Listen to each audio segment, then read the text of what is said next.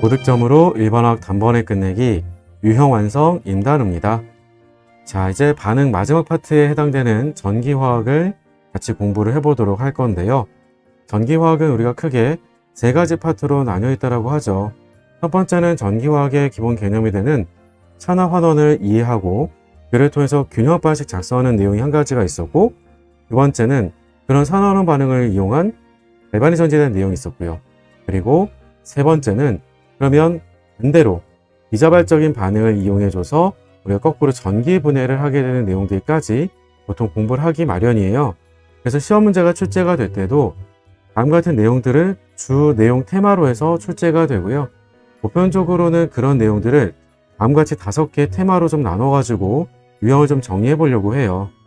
어떻게 세 가지인데 왜 5가지로 나눴냐라고 하게 되면 다름이 아니라 가장 전통적인 균형 반식 작성하는 내용의 문제가 당연히 출제가 되겠죠? 그런 것들은 첫 번째 유형으로 따로 빼놨어요.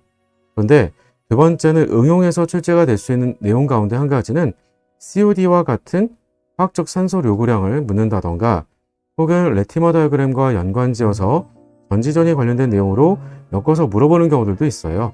그래서 약간 응용되는 형태를 하나 유형으로 구별을 해놨고요. 그리고 마찬가지로 갈바닉 전지에 대한 보편적인 문제 스타일도 있죠. 그런 것들은 당연히 내른스시까지는 대부분 다 물어보게 되는 내용의 문제가 될 건데요.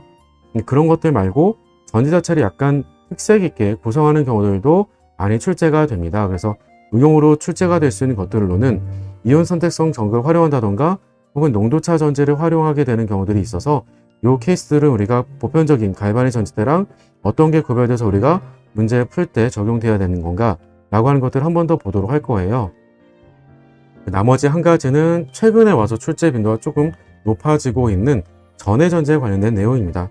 근데 전해전지는 기본 내용만 알고 있으면 얼마든지 쉽게 문제가 풀릴 수 있도록 출제가 되고 암기도 그렇게 많지는 않아요.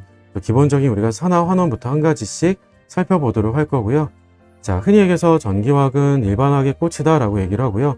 수행상에서 일어날 수 있는 실제로 모든 반응들을 우리가 다 같이 고려해 주는 건 맞습니다만 문제들을 잘 분석해 보다 보면, 그리고 여러분들이 또 공부하다 보면 시험 문제는 막상 그 정도까지 응용을 아주 극대화시켜서 묻지는 않는다라고 하는 걸 알 수가 있고요. 그래서 너무 걱정하지 마시고 전기화학은 그 전기화학 반응, 즉 산화환원 반응에만 집중해서 여러분들이 문제를 푼다라고 생각을 해주시고, 두 번째, 사실 두 번째가 더 많이 우려가 되기도 하는데요. 대부분의 우리가 문제들은 혹은 대부분의 내용들은 화학은 대부분 평형 상태, 즉 반응이 완결된 상태를 우리가 주로 다루게 되지만 이 전기화학만큼은 초기 상태, 현재 주어진 상태 조건을 가지고 본다라고 하는 것들, 그런 것들만 주의해 두시면 될 것 같습니다. 지금부터 시작해 보도록 할게요.